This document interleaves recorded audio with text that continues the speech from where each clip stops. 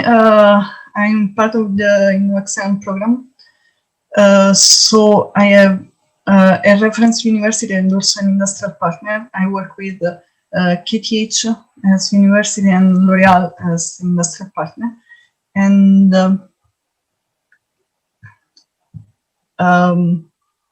my supervisor here at ILL are Philip Gutfriend and Alexei Vorbiev.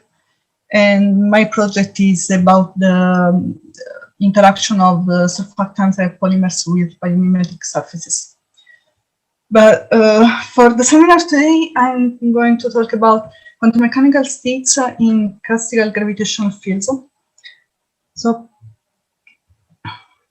the scheme of my talk will be like this. I will start recalling some principles from classical mechanics and then translate them in quantum mechanics. And then I will start with the actual topic of the talk. So the probe chosen to study this phenomenon, bouncing neutrons, the experimental setup, what has been obtained by these experiments, and further developments in the technique.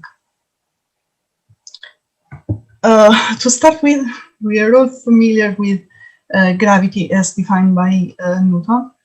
Actually, with some more modern theories, gravity can be seen as an illusion only due to the geometry of space-time surrounding us. But about this, I will just leave here this comic. We will talk about the simpler definition of gravity. So in classical mechanics, we need three principles to deal with this phenomenon. The first thing is the equivalence of inertial gravitational mass. This means that an object can have two mass properties. One is the inertial mass. It measures the reaction of the object to an external force. And it can be measured and seen as an acceleration of the object. For example, the apple here in the left image, this is meant to hit the bottom of this box, but what is happening here is not that the apple is moving, but rather is the box that is moving upward. Anyway, we will have an impact as a result of this movement. The same result can be seen in this other image, but in this case we have a box at rest on the ground. And what happens here is that gravity is acting on the apple and is pulling it to the ground. So what matters here is the gravitational mass, which is a measure of the interaction of the gravitational interaction between the two bodies, and it is what is measured by a balance. The second principle that we need is the relativity. According to this, a certain object in different frames of reference can be described by different coordinates, but these coordinates are related by some transformation rules indicated here, which ensure that the characteristics, the features of the system we're studying in the first frame of reference will be kept in if we change frame of reference. Why it is important to define a specific frame of reference? Because so we can neglect all the surrounding effects that are not important to our system and simplify our study. So we can have a locally uniform field that acts on our system. The third point is the least action principle. It states that for an object that moves from a point A at time 0 to a point B after a certain time t, the path that is used is the shortest possible. Mathematically, this means that we can define an action S that is given by the minimization of this integral here. Now, this works in the classical description. What if we now go to a quantum description of the system? Let's recall in the beginning some concepts from quantum mechanics. First of all, objects have a dual nature, which means they can be seen both as waves, so they can be described by a wave function phi, but also as particles. And the physical counterpart of the wave function is its probability density, which is given by the square of the modulus of the wave function. The complete description of the system is given by the Schrödinger equation, according to which the Hamiltonian operator operates on the wave function, acts on the wave function, by returning a description of the energy of the system. This energy and the momentum of our system are related to other two parameters, respectively the period t and wavelength lambda, by the Planck's constant. The quantum motion can be seen then as a time evolution of the probability density. And this means that as we're considering objects which have also a wave character, we can see the motion as a superposition of waves at different times t. And this means that the result of a motion is basically an interference effect. But moreover, to have a reasonable result from this quantum motion, we need to define a wave packet which adds an uncertainty sigma to the definition of the position of our system, and this wave packet also evolves with time. So how can translate the aforementioned principles in quantum mechanics? For the relativity, the Lorentz transformation rules that I showed before can work if we consider the physical description of the object, so the probability density. But if we're dealing with the wave aspect, so with the wave function, we need this other relationship that ensures that the characteristics of the wave function in the first frame of reference will be maintained in the second one. And we need to define a phase S. This phase has physical meaning as the action as that I showed for the least action principle. And in fact, also the least action principle holds in for quantum mechanics. Basically, what we see is that as the motion can be seen as an interference phenomenon, we will have some points of maxima and some mean for our system, and we will have positive values, so maxima, in positions corresponding to the classical trajectory, to the classical description of motion. For the equivalence principle, it's a bit more complicated here, because we, as a starting point, we need to define the energy of such a quantum object in a gravitational field. From the Schrödinger, so the energy term from the Schrödinger equation. In general, it is composed by all the kinetic and potential energy terms that act on the system. In this case, for a quantum particle in the gravitational field, we will have a momentum and a potential term that is given by the gravitational interaction. To normalize this system, we need to define some scales for its states. These characteristic scales are indicated in the box here. The gravitational length, that, as it suggests, helps us to measure the length of the gravitational states, and a time scale, which is related to the energy of the states.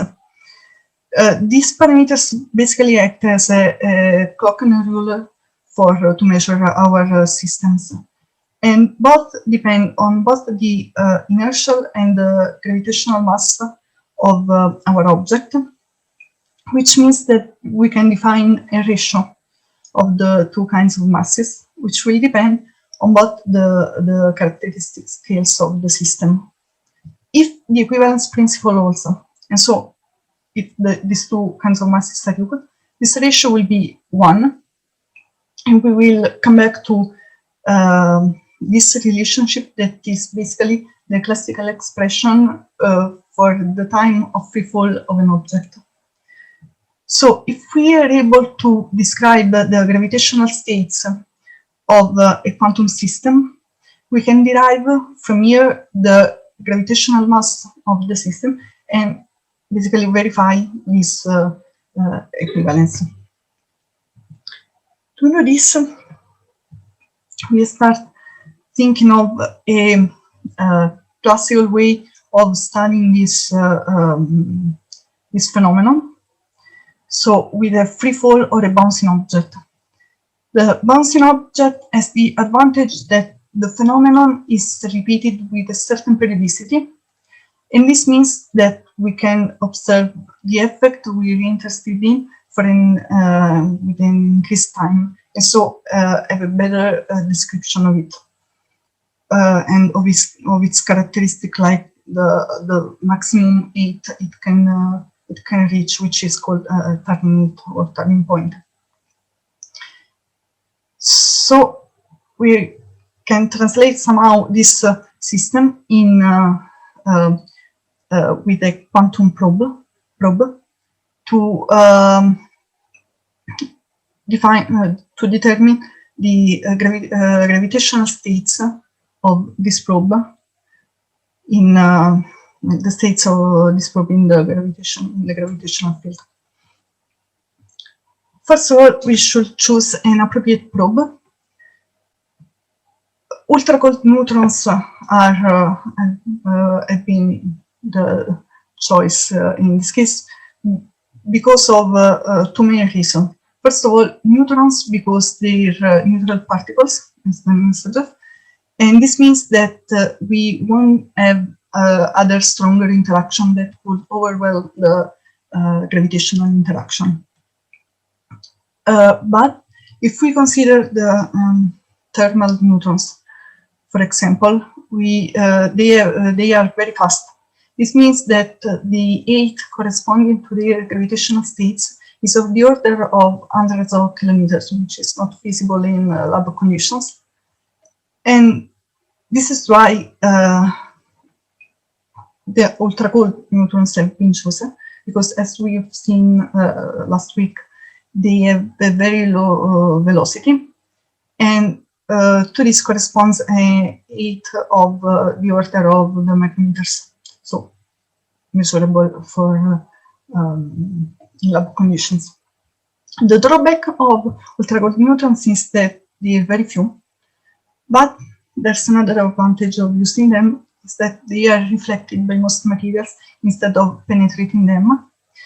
This is due to their high wavelength, and this reflection means that they can bounce, as the ball I showed before. But before going to the experiment, what do we expect to obtain as a result? Energy levels in quantum systems are quantized, and this can be demonstrated also for gravitational states. This means that we have only specific values of the in this case, where we can observe a gravitational state, and so we will obtain a step function. with some irregularities, so some steps that correspond to the fulfillment of these conditions. So this means that the total energy of the system is compensated at the turning point, is compensated by the gravitational attraction of and so the system cannot go further with it, but instead will fall back after reaching this point. The setup that has been used to determine these gravitational states, this has been done here at ILL, is as follows. Basically, we have our ultra-cold neutron beam, which bounces on a mirror. Above this mirror, there's a neutron absorber, which whose state can be varied, so that we can allow more and more higher and higher states to pass through the slit created here and reach finally the detector.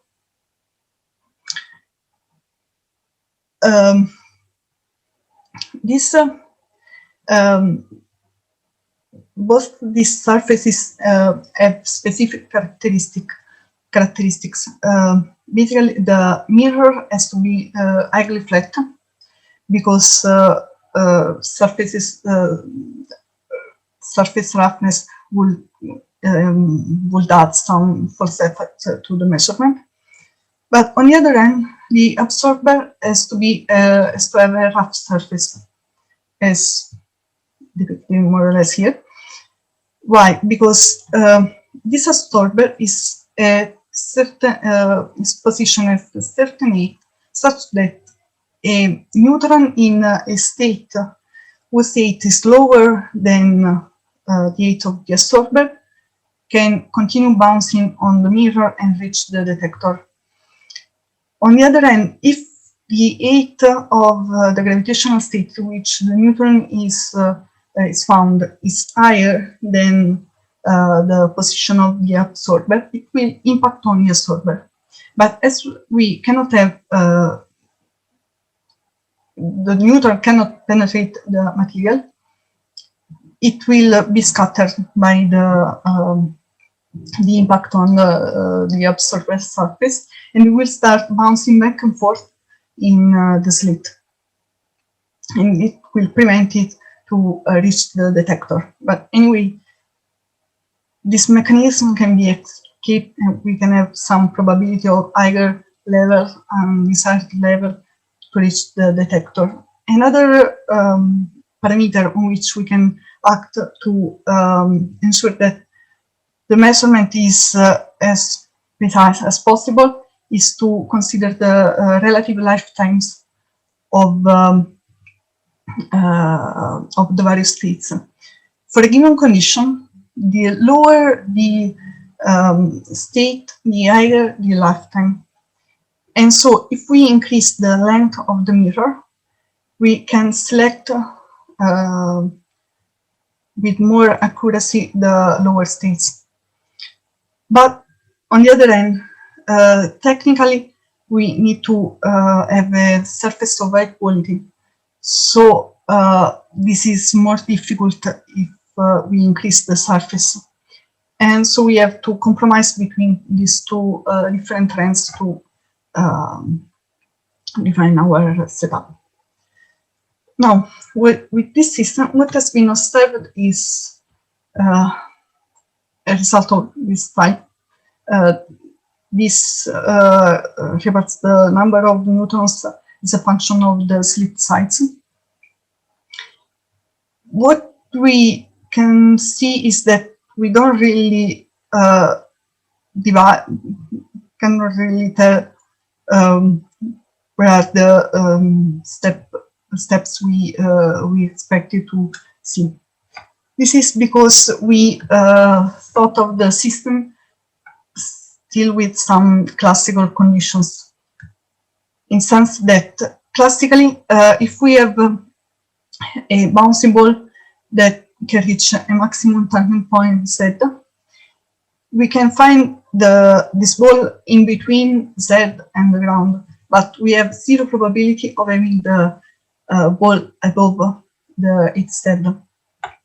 But in the case of quantum particles, quantum system, we have an additional effect, which is called the tunneling effect, which means that there's a non-zero probability of finding an object above the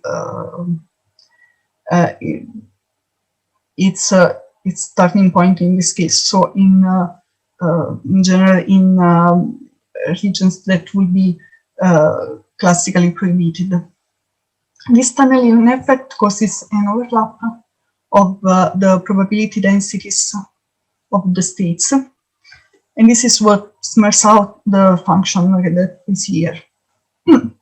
Going more in detail, the solution of the Schrödinger equation can be defined by the Airy function.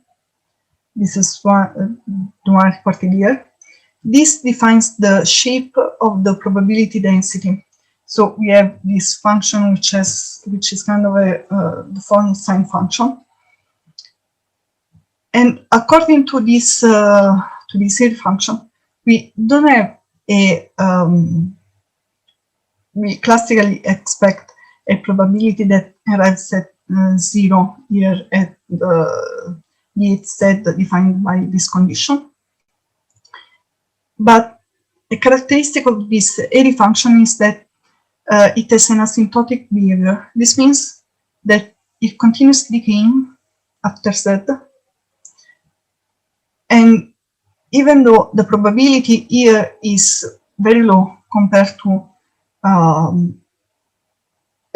positions under the HZ, this probability anyway is non-zero. And so we have this tunneling effect. If we look back at the results I showed before, you can see here, for example, at this stage we should have only the second state, but actually we still have some small probability of finding particles from the first gravitational state. And as we increase the levels, so as we increase also the size of the slit here, we will have a smaller and smaller difference between two successive states, which means a higher overlapping of the states. So to overcome these problems, some development can be done. For example, at NLL we have GRANIT, which is a spectrometer. It is constructed with this setup, so it's a bit different from the one I showed here. And it is based on a neutron trap here that should allow to increase the time of observation, and so increase the precision of our measurement. But this kind of studies on the gravitational states of matter can also have some other applications. For example, search for additional forces other than the standard ones. And for example, this is any of the GRANIT spectrometer, but also of a setup which is based on the so-called whispering gallery effect. That allows to study the interaction of a neutron with a surface with a high precision. But maybe the most interesting application of these gravitational states is related to the study of antimatter.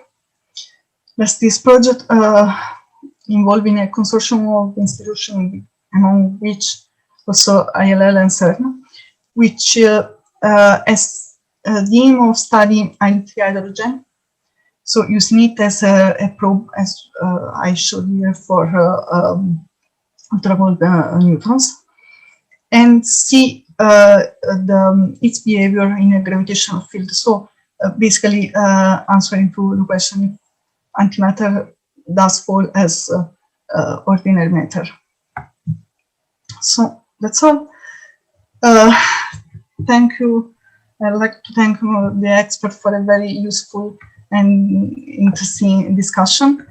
And if you want some more details, I used this book to this my presentation.